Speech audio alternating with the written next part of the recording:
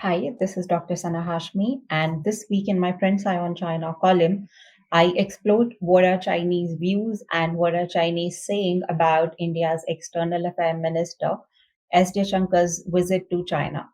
And that was a visit that took place after 5 years, first time in 5 years he visited China.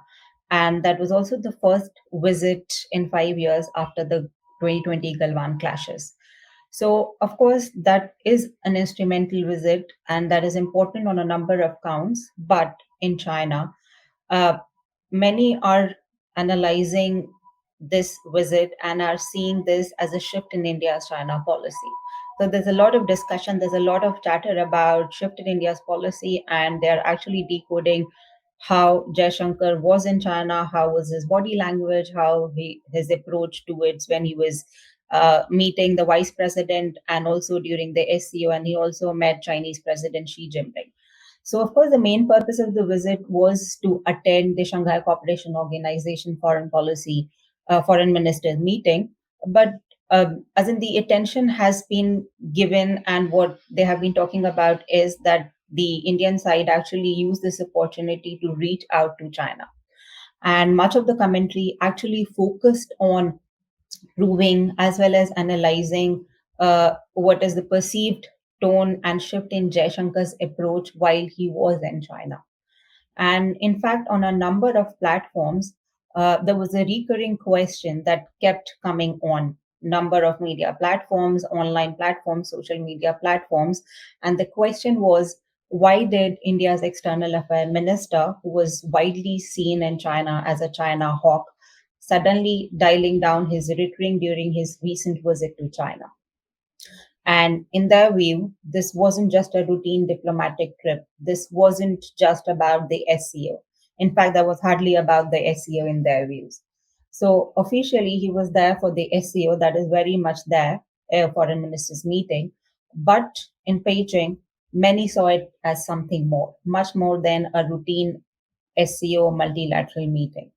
So some Chinese commentators view this as a policy shift, a sign that India is actually now recalibrating its China strategy. It's moving away from its hostile approach towards China. But some others see it as a tactical retreat, which is driven by economic pressures and strategic uncertainty. There are a number of strategic economic compulsions that a lot of people, voices, strategic community are seeing as fundamental drivers of India's shifting China policy. So, whichever it is, the trip actually reflects how fraught, layered, and complex the India China relationship has become. And I think one before moving forward, one thing that I also have to emphasize that there is a lot of discussion, a lot of focus on India within Chinese strategic community and online platforms now.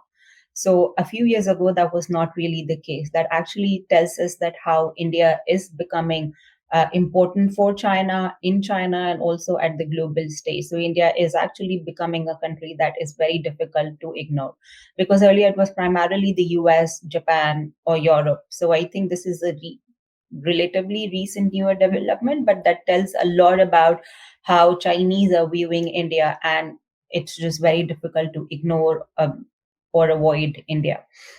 So now coming back to Jaishankar's visit. The online chatter paints Jaishankar visit as an olive branch from India's side. And in their view, China, there's not a lot of compulsion for China to extend this olive branch, but now this is India that is actually extending an olive branch. So there was a lot of symbolism as well. And he arrived a full 72 hours before the SCO foreign ministers meeting. So that was an unusually early arrival, and he also met Vice President Han Chang. And this is what some in China actually called a protocol breaking move. So China is a country that follows protocol to the T, and this is something that was received in a kind of positive way, that how India is reaching out to China, India is actually reaching out to the senior leadership, but also there was this emphasis on how Chinese side is also laying red carpet for India in a way that he met Vice President. Also, he arrived in Beijing to meet the senior leadership. So, in fact, on Weibo, and surprisingly, there was a hashtag about this as well. And the hashtag was the Indian External Affairs Minister visits China after 5 years. It did get considerable attention and it did gain some popularity on its microblog, China's microblogging website. But as in, it was not all positive. There was a lot of negativity surrounding India as well as about this visit. One Weibo post put it bluntly, and I quote, India acted quickly and they are now trying to appease China. So there's this idea which is very rampant, prevalent in the Chinese discourse, is that India is trying to appease China. And as I've already mentioned, there was a lot of symbolism too. The meeting of Jaishankar was actually held in the Fujian room of the Great Hall of the People. And the room was important in a way that it was beneath a sweeping the wall. There was a mural of the Himalayas. So it was a quiet message. It was a lot of symbolism there that China, even though it is open to dialogue, its red line remained firm. And of course, Himalayas, it actually means both India-China border dispute as well as Tibet. There was a lot of backlash. There was a lot of protest from the Chinese side after several Indian ministers attended the Dalai Lama's birthday, and there were a lot of statements that came out from India. So I think it was kind of a signal towards India that the red lines for China remain very much there. They remain firm, even though they believe that India is reaching out to China. The dialogue will be open, but Tibet and the border dispute are something that will very much be there when China approaches India. And I think there is this double standard.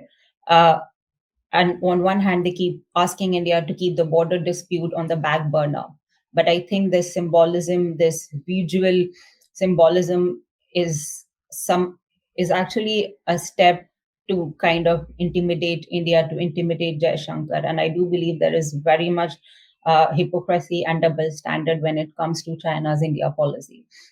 And there are a number of Chinese commentators who pointed out that Jaishankar's usual tough talk was not there anymore. It was actually gone.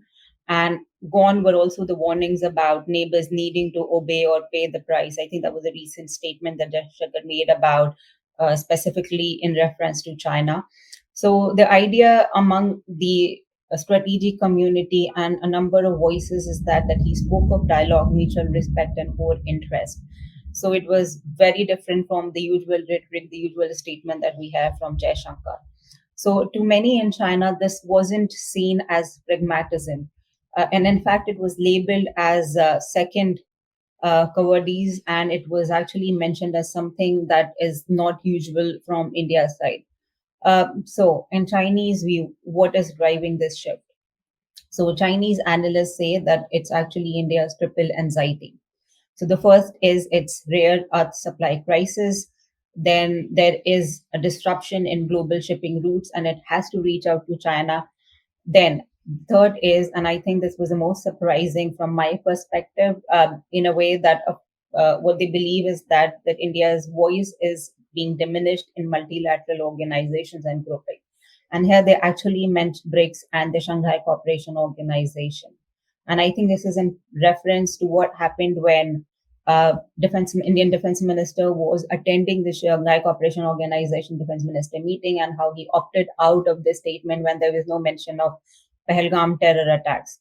So instead of seeing it as something that India is standing up for, it is actually being painted as India being isolated at global and regional stages. I think this is a false narrative, but this is also they're seeing as one of the reasons why India is reaching out to China. But of course, there are economic compulsions, and there is a lot of discussions about that. And India's dependence on Chinese exports, of course, every year it is the trade imbalance, the huge trade deficit is just increasing. And they believe that Chinese exports, especially in electronics and pharmaceuticals, is something that India is concerned about. And some believe that New Delhi wants China to ease rare earth restriction and in return might take a softer tone on multilateral issues and perhaps obey what the Chinese are saying. And in this reading, what Chinese are viewing as is that diplomacy from India's side is now its way of controlling the damage. It's just damage control. And in fact, one Chinese analyst even framed Jaishankar's visit as Modi's life saving straw, a desperate attempt to hold ground as his balancing act between the US and China begins to unravel. So, a lot of people, a lot of voices in China are actually believing that India is also reaching out to China because of this unpredictable, erratic policy from the US. And now it has to make amends with China because the US is not as much reliable. So the main argument here is that India has been playing both the sides. It wants security cooperation from Washington to contain China, but it also wants economic, commercial relationship with Beijing. It wants to have uh, products from China. So it's actually playing both sides, but in the end, it is actually not benefiting from either. And some voices went beyond analysis and actually issued warnings. And much to my surprise, this actually didn't come from uh, faceless accounts. It actually came from strategic community, from scholars who have been working on India for a very long time. So now that I think strategic community is absolutely towing the CCP line, and there is no neutral uh, tone towards India.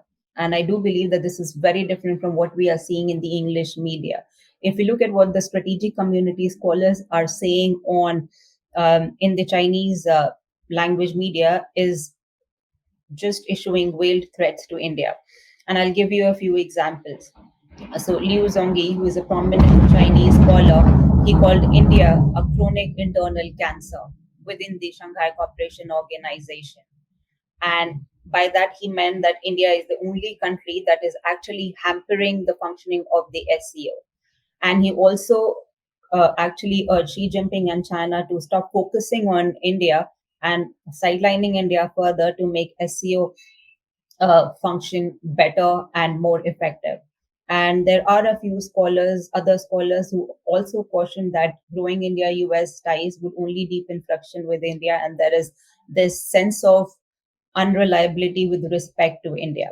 And there were familiar themes such as accusations of India's obstructionism, criticism of its leadership, and even comparison with Mao. How Modi and Mao, there is a huge difference between how Mao led China to development, and how Modi is still. There are so many domestic issues in India despite Modi's leadership and presence, and also not so subtle reminder that China will not be bullied. And even if India can push around its smaller neighbors, this is something, the approach that might not work for China, and China will stand up to India's bullying and India's approach and hostility.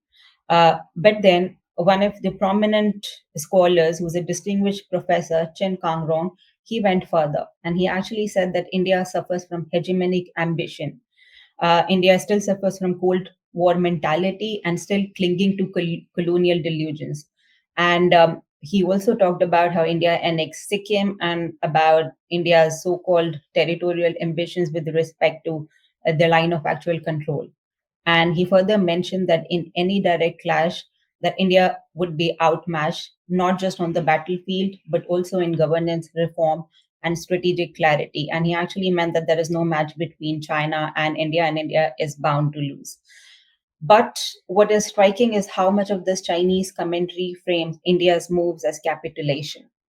And few seem to acknowledge China's own quiet overtures toward India or the economic geopolitical pressures on both sides. Imagine how Chinese embassy in India has been trying to reach out to Indian scholars and journalists, and how propaganda visits have been playing an important role in this attempt to shape the perception of India towards China. There's no mention of that at all. And the framing is all about India's outreach to China and how India is now learning a lesson, and how now correcting its approach towards China. And this is absolutely a false narrative.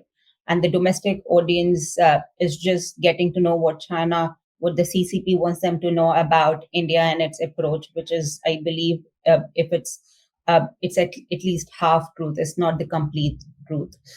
But I think what is important to recognize here and emphasize that Indian foreign policy, while There are a lot of contradiction. It's complex and primarily due to rapidly changing geopolitical landscape, multiple conflicts that are ongoing. It is not about fear at all. It is not about appeasement. And India is absolutely not submitting to China.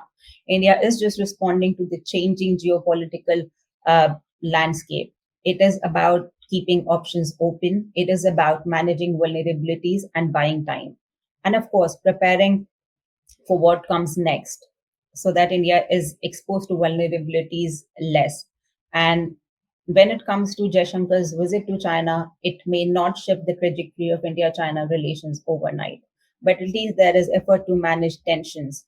And what it reveals is that how much is happening beneath the surface, where symbolism, the strategy, survival often blur. India is trying to manage tensions. India is trying to be a responsible stakeholder. And even if it means trying to establish manageable relationship with China. And this is something that is being overlooked in China by the government, by the strategic community, as well as by the online voices. Thank you for watching.